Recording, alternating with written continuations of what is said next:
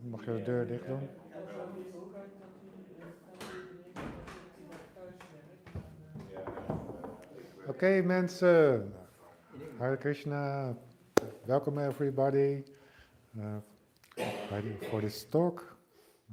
Vishwambar Prabhu asked me to give this talk about this topic, and after a little while I thought, okay, maybe I have to do it, so I decided to do this talk. I'm not so comfortable speaking, but in English, because it's not my own language. But I want to do it, and I hope you all can have some benefits of this talk. There are a lot of senior devotees also, so I ask you all your blessings for so I can speak something useful for everyone, I hope so. So this talk is not a summation of all the things that are in the scripture. This talk is a very personal talk because I like to give this talk in a personal way, because this topic is very personal for me, but I think it's personal for everybody, because we all deal with this mind, and it's sometimes very difficult to deal with the mind. So this is a very personal story, what I'm going to tell.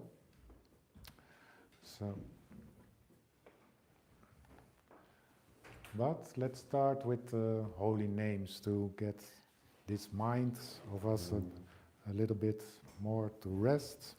For me it works very well. Let's just chant together some holy names. So let's all join.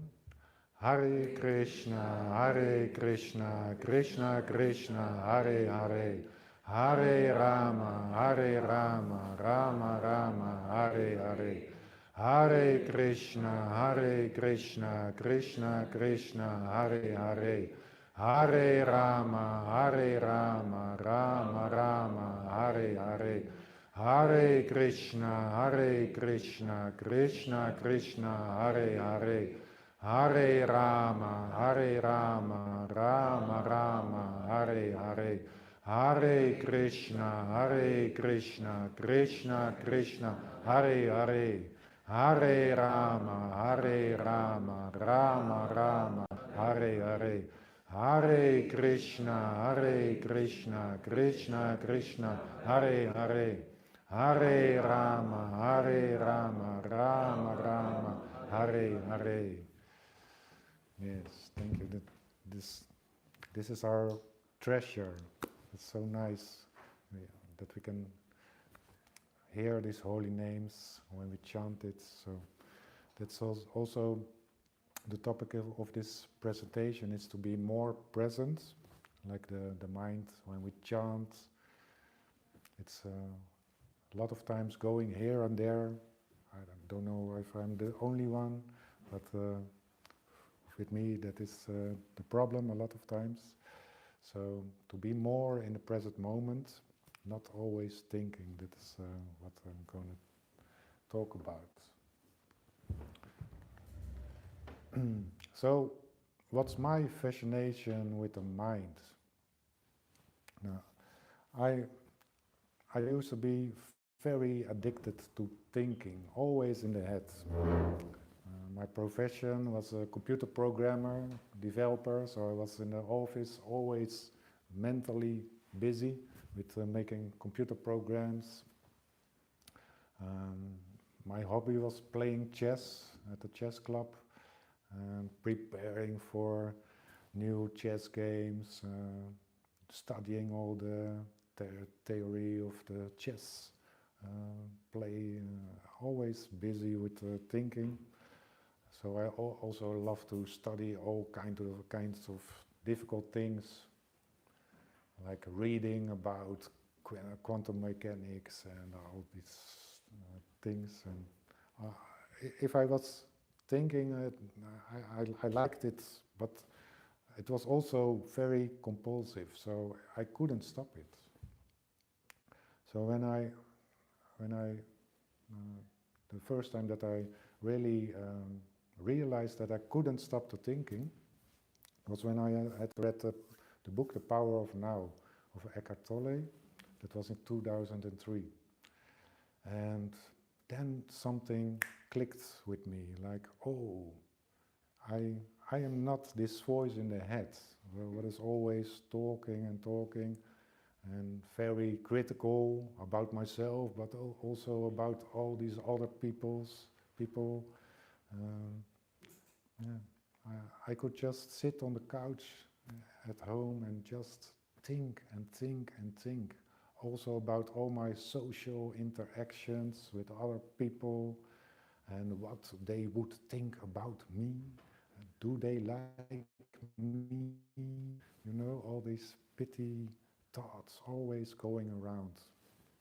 So that was my problem, and that I really realized when I had read this book. And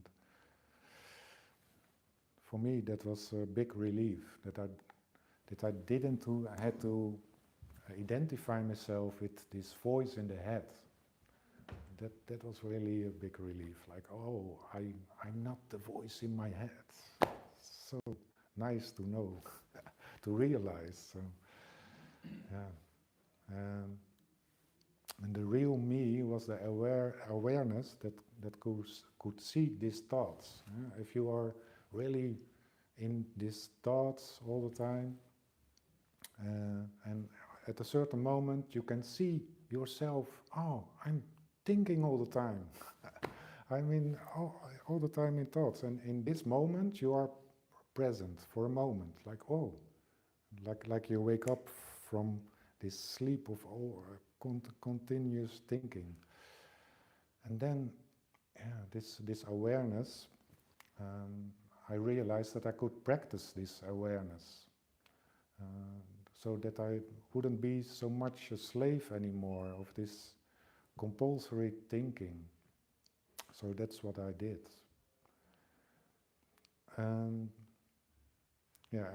I also read in the book that there's nothing but the present moment, really.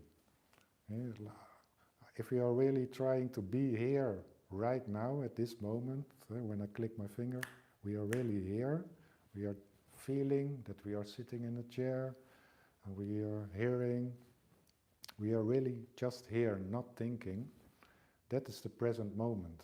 Like just all your senses observe everything, but you are not thinking about something special. That's just this moment. And that is such a nice thing, just to be here right now and not think, to stop this machine, this thinking machine. So there's nothing else but this present moment. The mind is always thinking about the future, like, oh, in the future maybe if I realize these goals, then in the future I can be happy. Like a carrot you hold before a donkey, you know. So always this, no, I'm not happy now, but maybe in the future, if I realize these goals, then I will be happy. And these thoughts go on and go on and go on. Or always thinking about the past, like, oh, these painful things that happened to me, and always repeating this story in your head about your own personality, your false personality, the false ego. So the mind always wants to go somewhere where it can get your attention. But ultimately there's nothing but this present moment. So there is no future. The future will come sometime, but it will come in the present moment.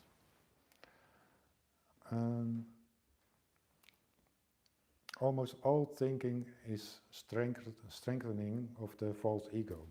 And like all this thinking is always about yourself in a certain place, in a context, other people who have told you some things or have judged you, or so.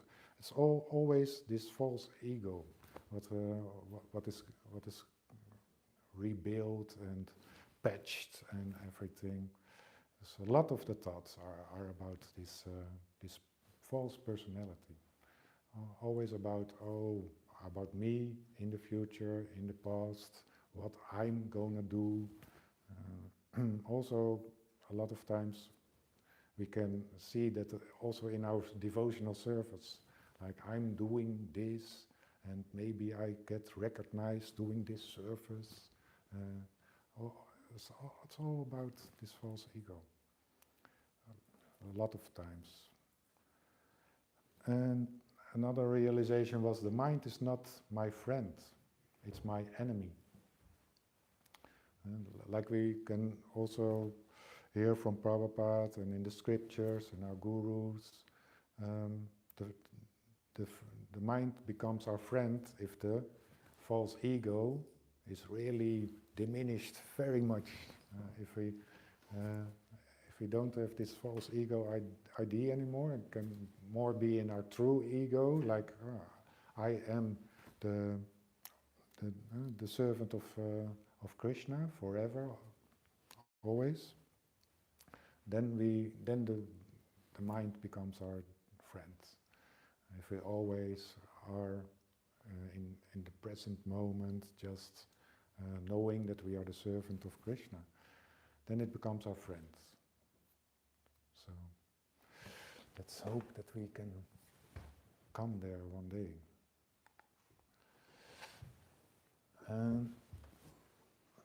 Okay, what did I do to reduce this compulsive thinking?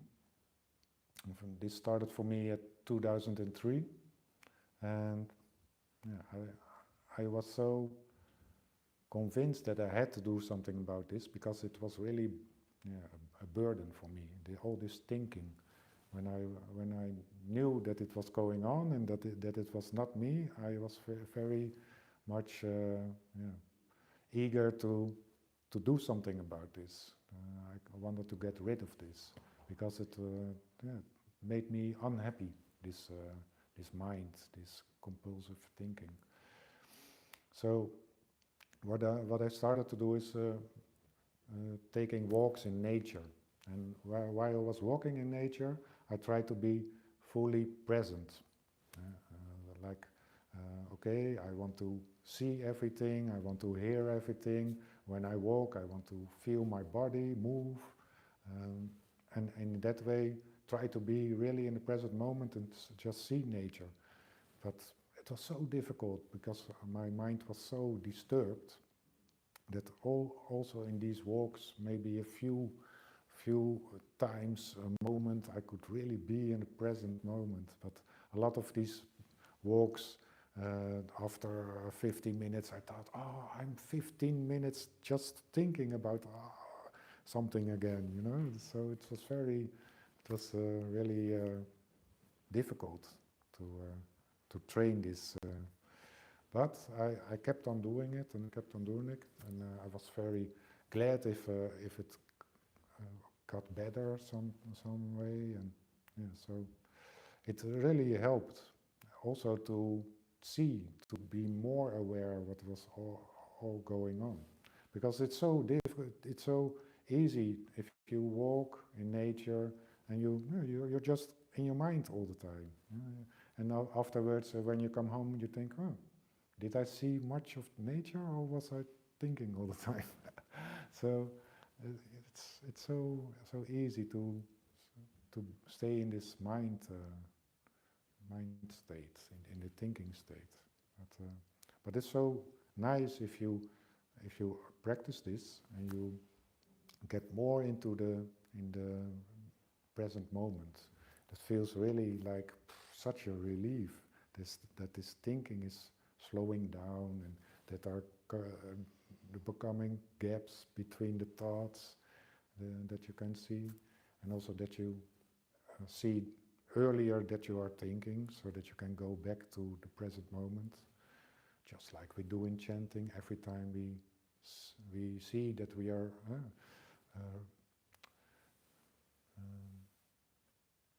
that we are thinking, that we go back to the hearing of the mantras when we chant. So this is in the same way. And another practice that I did was bringing focus to routine tasks.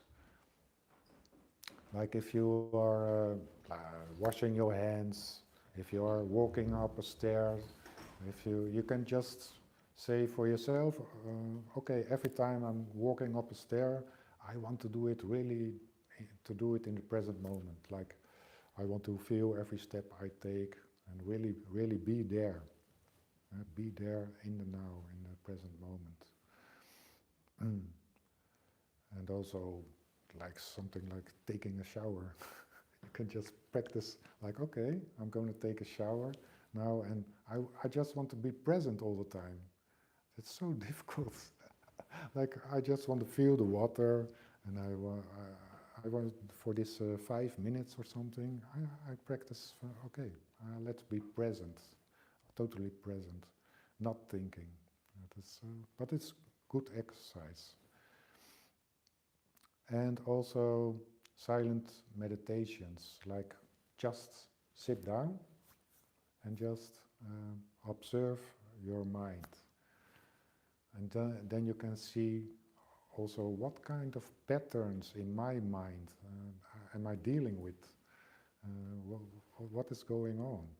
Like it's just like in a laboratory, you know. You're gonna do sometimes a check. You're just going to sit down and okay, I don't want to think. Okay, but this mind will think and will show you all kinds of things like hello. And then if he got your attention, this one he likes. Okay, let's think about this. Yes, let's think about this. And then you're giving this attention to this thought, and then before you know it, a few minutes pass, and then okay, I was totally absorbed in this thought. And you can put a notebook beside your meditation cushion and write down, okay, this was really bothering me, or this was really taking me away from the present moment, and then sit again. Okay, let's look of what's coming up next. So these silent meditations you can see what is going on in his mind.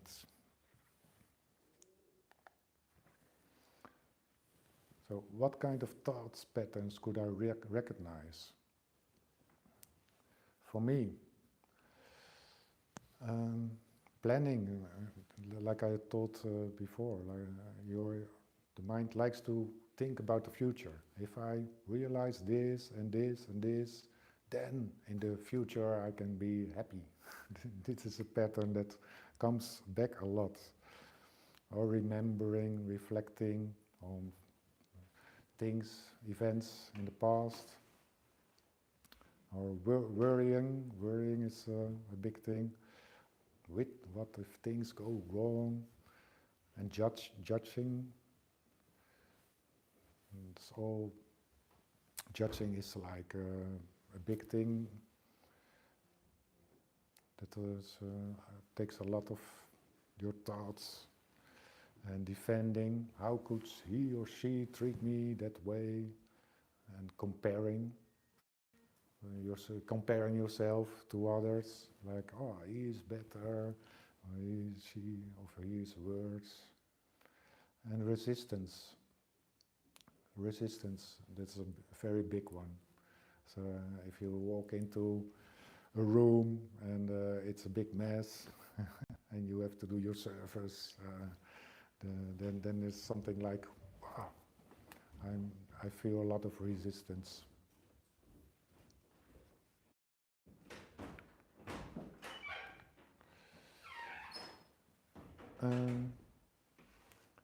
Now, how could I reduce some of these thought patterns?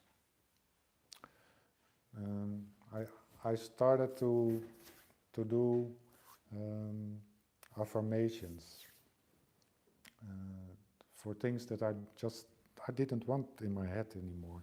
So I had an affirmation for judging others, like just stop judging others, and also comparing myself with others.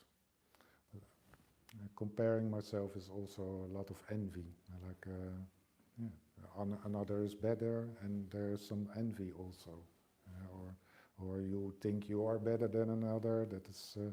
That is like building up your false ego. Oh, I'm better than the other, so you can feel yourself better. So these two I started with, just to try to cut them. So every time these thoughts patterns came up, then I tried to see it with the intelligence, to train the intelligence. That also in our scriptures they tell the intelligence is above the mind. So with the intelligence we can try to influence the mind. We can try to get between this. So if we see it, we can just stop giving attention to it. So every time thoughts come up and I'm judging someone else, no, I don't want to judge. That's my affirmation. I don't want to judge. And if I comparing myself to someone else, no, I don't want to compare. And so I try to get rid of these things. And did it work? Yes, it did work, but the false ego tried to play some tricks. Like the false ego tried to tell me, like, now you're not being real. No, so you're trying to be not judging others, but you're neglecting my feelings. Like I want to judge others. So this false egos try to convince you that you're trying this, but you're not real. So it tries to drag you back in.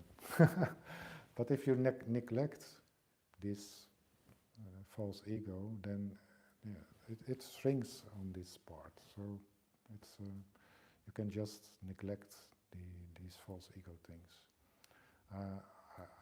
I also compare to there was a devotee that asked Prabhupada if he should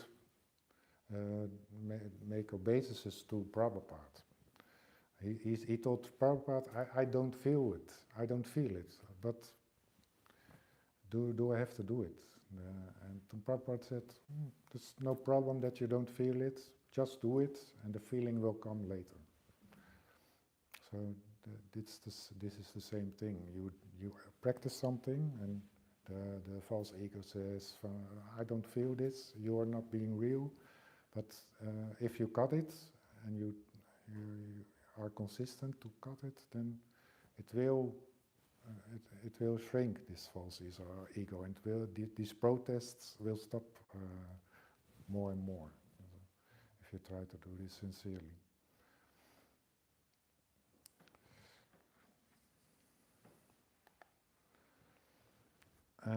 Other realizations I had. Yeah, the first one I already told. Almost all the thoughts and inner dialogue of the mind is only to strengthen this false ego, like I am this body, I am this person. It's all, and it's all always going on. But another realization, I can break the automatic false ego reactions. Like when I just started all of this, I was just a little sort of machine, you know. If somebody told me something that it was not nice, I would just immediately react, like to protect my false ego. So, yeah. But now I could feel space between the thoughts, the false ego coming up with, oh, we have to protect ourselves, and that you can come in between, in these false ego reactions. You can decide, no, I will not react. And also in this situation, the false ego don't like it, but you can decide, no, I will not react on. It doesn't always work, also not for me. Sometimes it comes through, it's too strong, or I'm not a saint, of course not. So, but in a lot of situations you can practice, and you won't go into it anymore. You just see the false ego who wants to give a reaction, protecting the false ego, and you just ignore it. And also in this case, the false ego will protest in the beginning, like, oh, you're not being real. You have to defend me. You are me. So, but you can neglect it, and then it shrinks. The mind giving up the fight.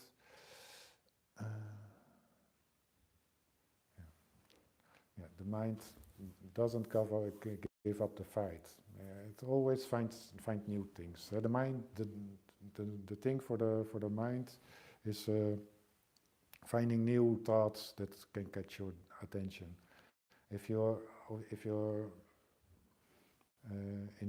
more in the mode of goodness, then it will come with other things. Then it will come with inspiration. Like then you are chanting on your beach, and every time inspiration comes to distract you. So it's that's also not good. You just have to be really in the present moment, not inspiring yourself for the next project you are doing, or so it comes with it will adjust this mind.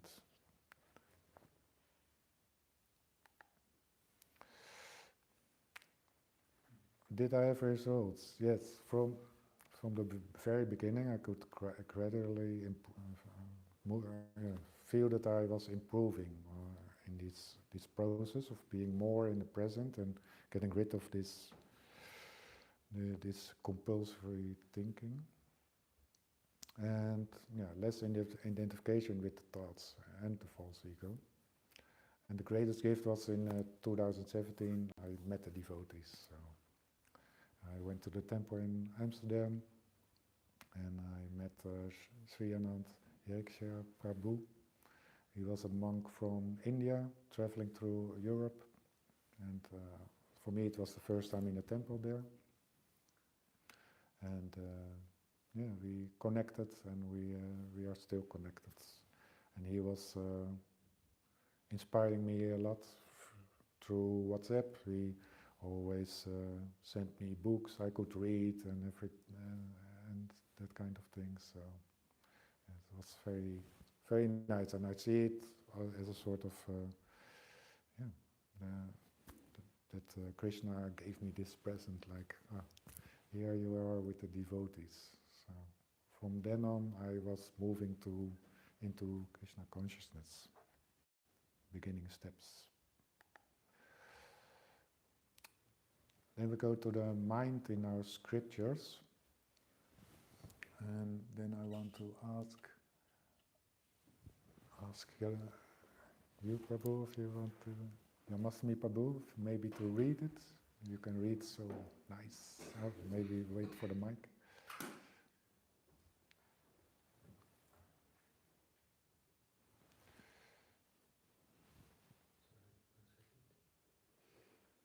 The mind is restless, turbulent, obstinate, and very strong, O Krishna, and to subdue it, I think, is more difficult than controlling the wind.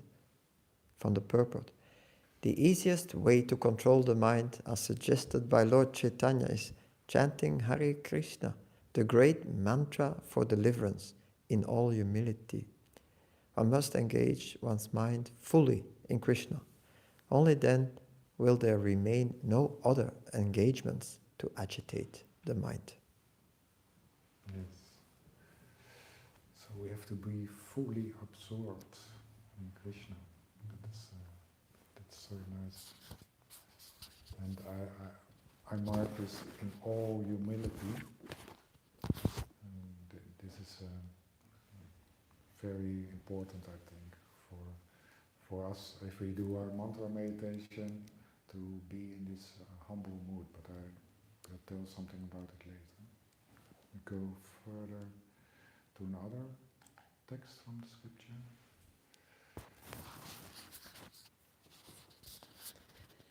The Supreme Personality of Godhead said, O Partha, when a man gives up all varieties of desire for sense gratification, which arise from mental concoction, and when his mind, thus purified, finds satisfaction in the self alone, then he is said to be in pure transcendental consciousness. The highly developed soul always remains satisfied in himself by realizing himself as the eternal servitor of the Supreme Lord. Such a transcendentally situated person has no sense desires resulting from petty materialism. Rather, he remains always happy in his natural position of eternally serving the Supreme Lord. Yes, that's what we all want. Always being happy and always thinking of Krishna, not all these things in the mind. Okay, go to the next. The mind of the living entity continues to exist in various gross bodies, and according to one's desires for sense gratification, the mind records different thoughts. In the mind, these appear together in different combinations. Therefore, these images sometimes appear as things never seen or never heard before. The transmigration of the soul is caused by the subtle body, which is the storehouse of all kinds of material desires. Unless one is fully absorbed in Krishna consciousness, material desires will come and go. That is the nature of the mind, thinking, feeling, and willing. As long as the mind is not engaged in meditation on the lotus feet of the Supreme Personality of Godhead Krishna, the mind will desire so many material enjoyments. Yes, that's the thing. So we have to give up all these longings for material enjoyments. But you can also read in the scriptures that they are coming also from past lives and from the subconsciousness. And some people are feeding these subconscious things, like if you watch a lot of television or movies, then my Guru Maharaj Kadambakanda Swami taught us, then we are also taking in all these things in our subconsciousness, like that we can be happy in the material world. And if you watch Netflix and movies and everything, and all you see is that, oh, you can be happy in the material world with material things. And some people say, yeah, but it's just to relax. But you're chanting in the early morning, and then you try to clear up these things, all these impressions, and then in the evening you're binge watching Netflix and you're getting it in your unconsciousness again. So that's why my Guru Maharaj taught us, don't watch all these things on television.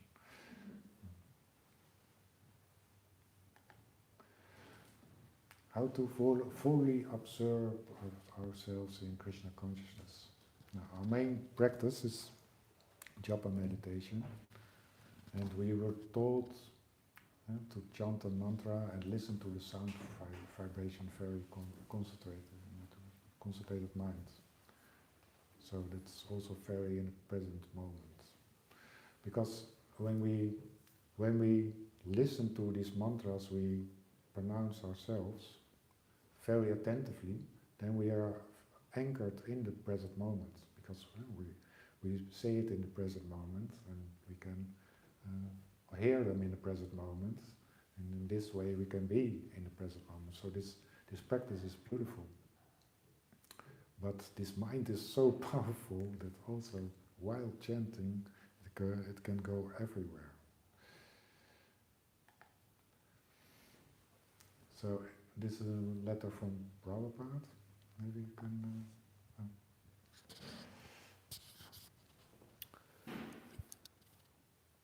Bombay, January 6th, 1972. Concentrate fully on the sound vibration of the mantra, pronouncing each name distinctly, and gradually your speed in chanting will increase naturally. Do not worry so much about chanting fast. Most important is the hearing.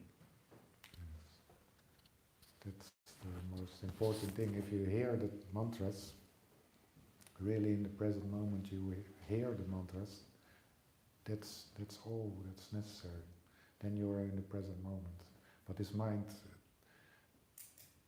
thinks it's boring or something. He just wants to have you in thoughts, not hearing these mantras. So that's why the mind is our enemy. We can get absorbed in chanting, but yes, this mind is always trying to distract us.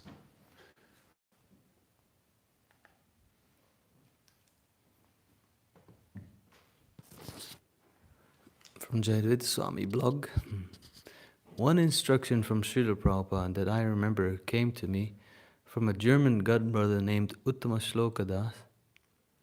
He repeated an instruction he had heard from His Divine Grace about how to chant Hare Krishna. Just try to hear yourself chant sincerely. For all the years since, that instruction has stuck with me. It is not that while chanting we are meant to focus on some particular picture or pastime. We simply have to chant and hear. Yes, that's such a nice instruction from Jayadvaita Swami. Yes. Now my Guru Maharaj has a nice book, Nothing But the Holy Name, and it's all quotes about the Holy Name. Srila Prabhupada said that attentive chanting means to hear oneself chant. So while chanting japa, our energy should be going to hearing. One must hear oneself chanting. One must hear oneself chanting. At the same time, we're trying to pronounce the mantra nicely and clearly with enthusiasm. We are meant to be chanting the holy name in this way. Yes, nice. So it's all about the hearing. If we hear our own mantras, then it's good.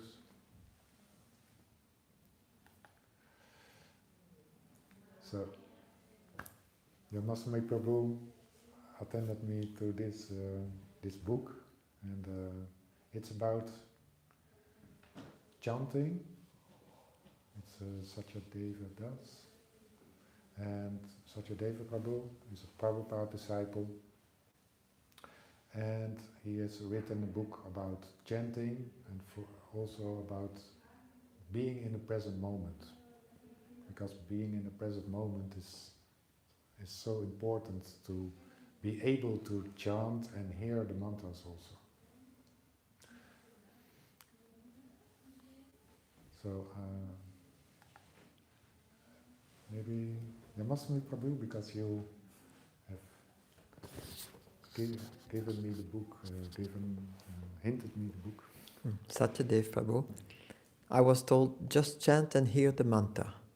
Nevertheless, for me, just hear the mantra was not sufficient instruction. My attention quickly became lost in thought with sporadic, vague awareness of the mantra at best. Boredom and frustration soon followed. On hindsight, I desperately needed more instruction and training to develop the skill of chanting the mantra with attentive awareness.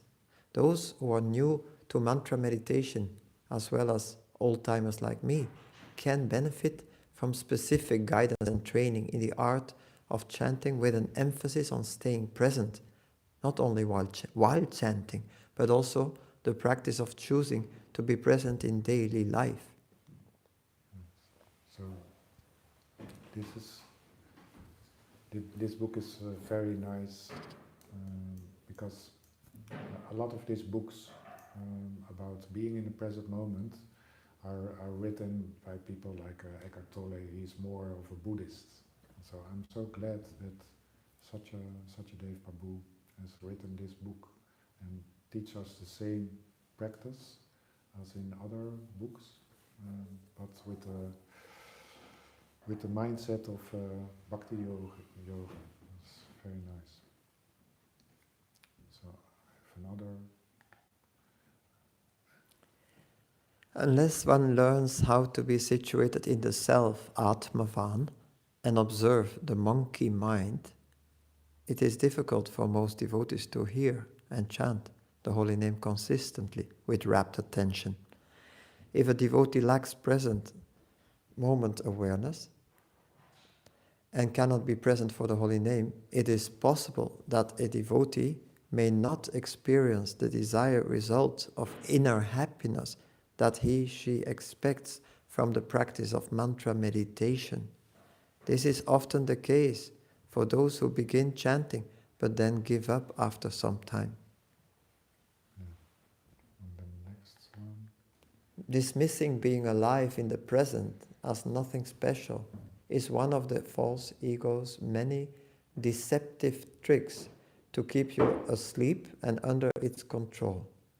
For as soon as you become bored with the present, you start to seek what is next, and then consciousness is back in the mind and asleep, dreaming of the future. But you can only be awake now. You can only experience your life and the joy of being now.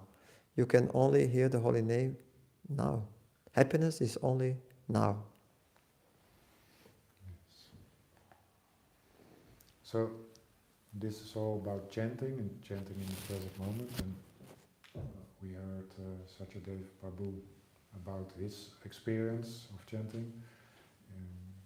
He had a similar experience as a lot of other people in Krishna consciousness. After a while, he didn't find the joy in chanting many years, and he came on a certain point that he really got tired of it.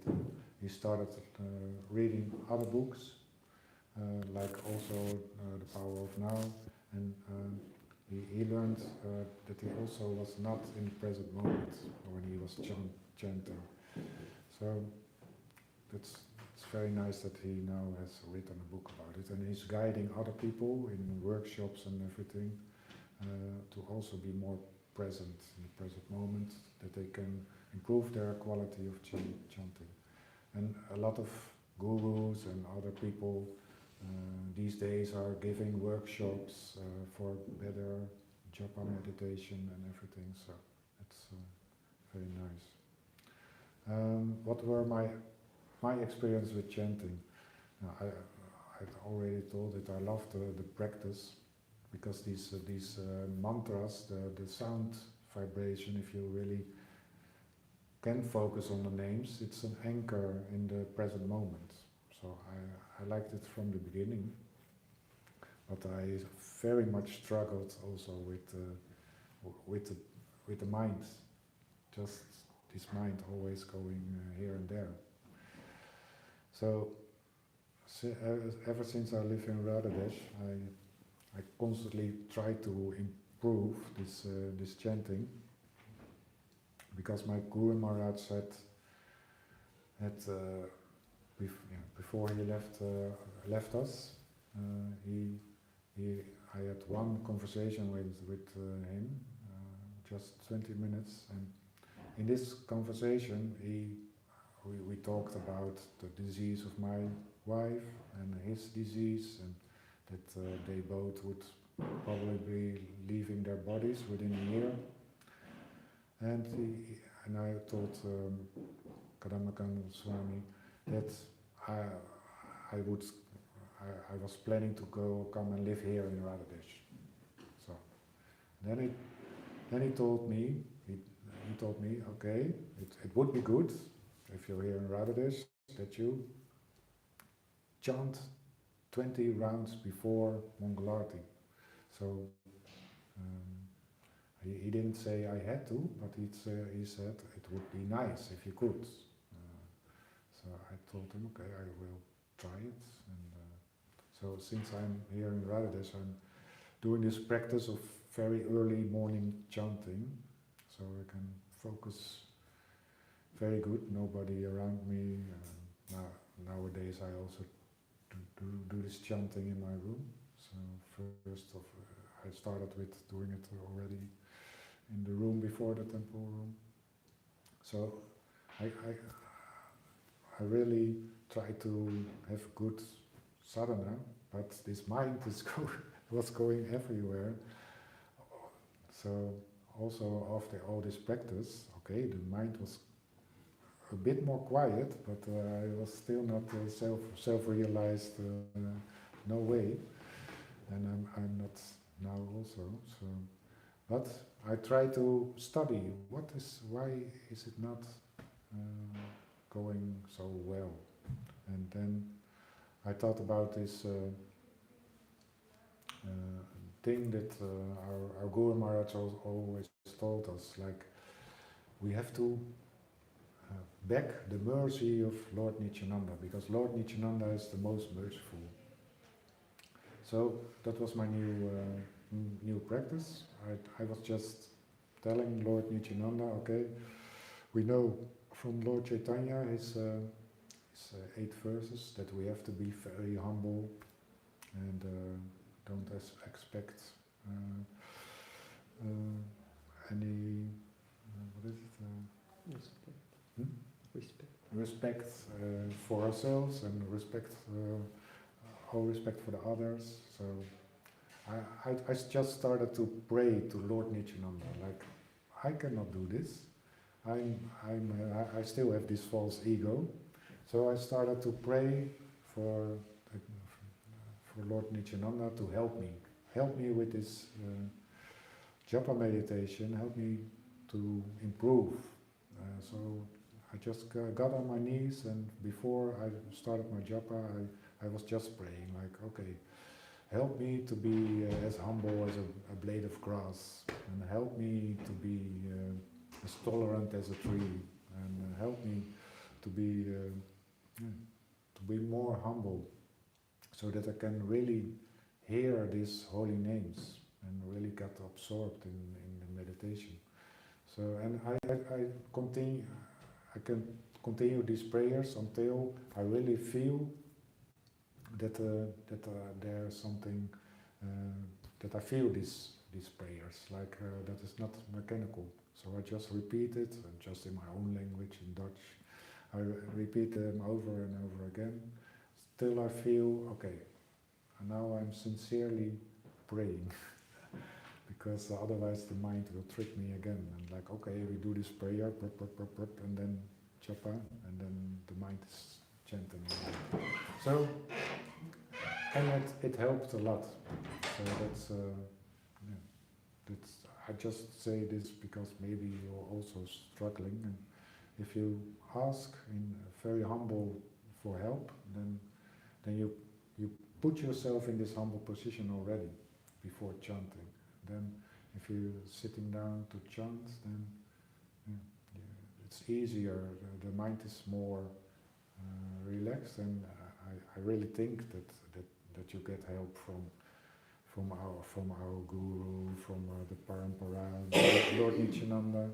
So I really believe this, and it's also the way, if chanting is going well, then you can just say for yourself, yeah, it's just mercy that the chanting went well today.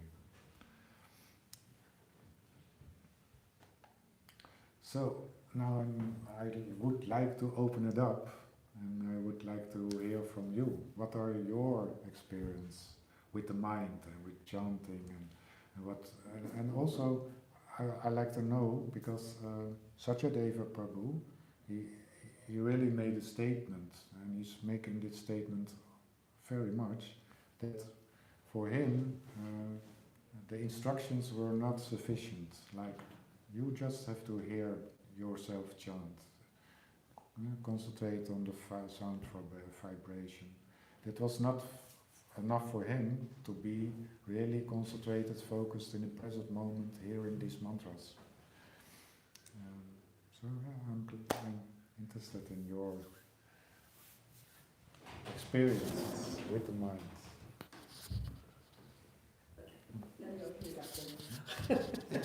Somebody has to stick up their finger first.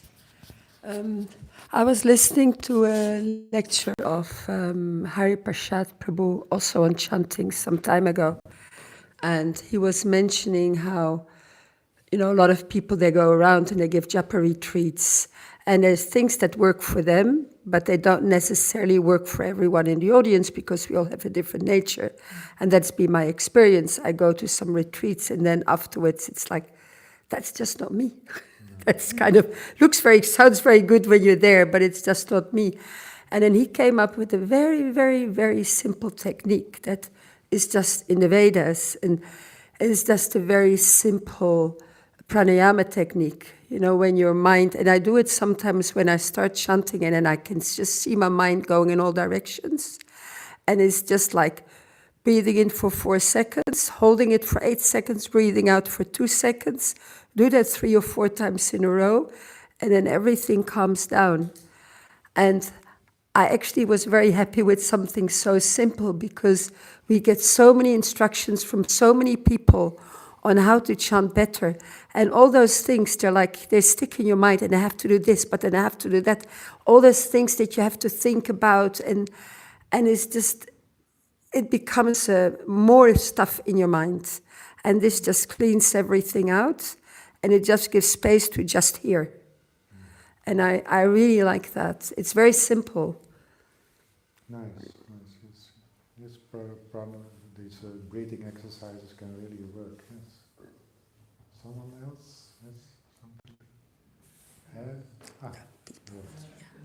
But take 1 second. Microphone is coming.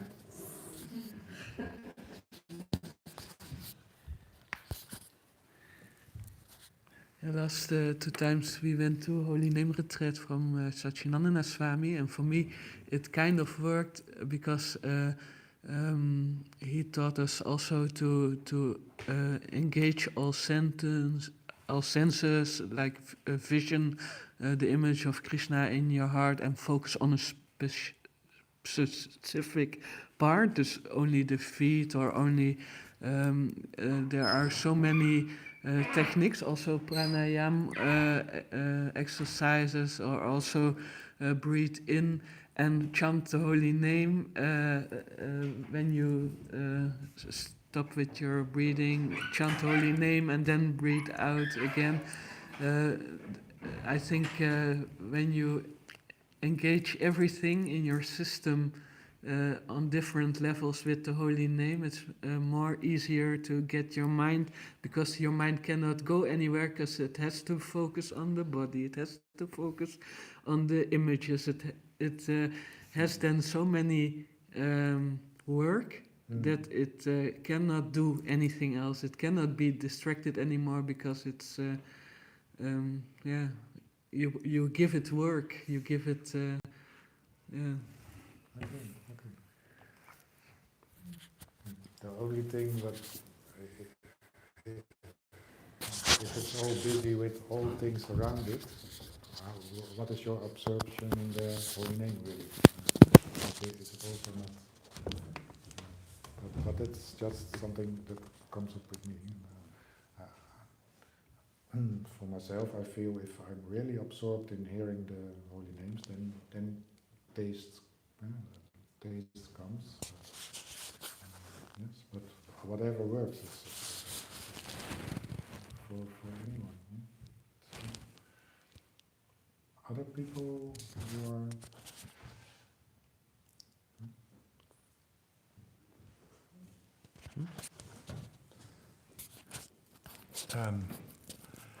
Hi, I'm Siem. I was just talking about this subject, in fact, with, I always forget your name. Mandra? Mandrine. And what in fact doesn't help me is active meditations, like dynamics and the Osho tradition, that doesn't help me. And mantra singing, I do it a lot in Amsterdam. It's nice for the moment, but it doesn't give me a breakthrough. And what helps until now was breathing sessions, also EMDR. Yeah, and for the rest, I'm still looking for what's helping me on this path. I think I am. Although I did some sports in my life, I'm a thinker as well, so I can compare myself with you a lot. Thanks. Nice. Thank you. Yamasmi Prabhu?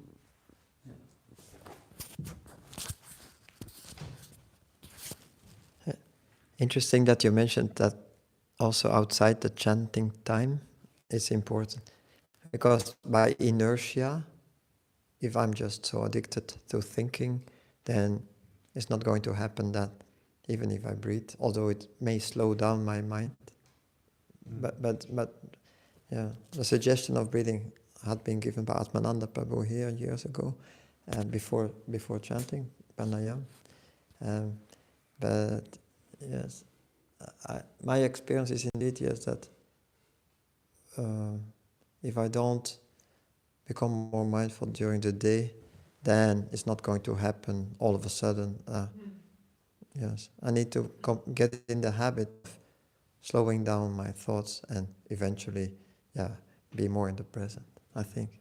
And then it also will help you in the morning when you chant your japa. I'm more ready, I'm more prepared. Nice. On training?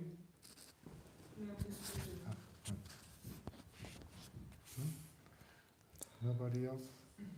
Okay. Then let's close it. Thank you all for coming to listen to my talk. Hare Krishna.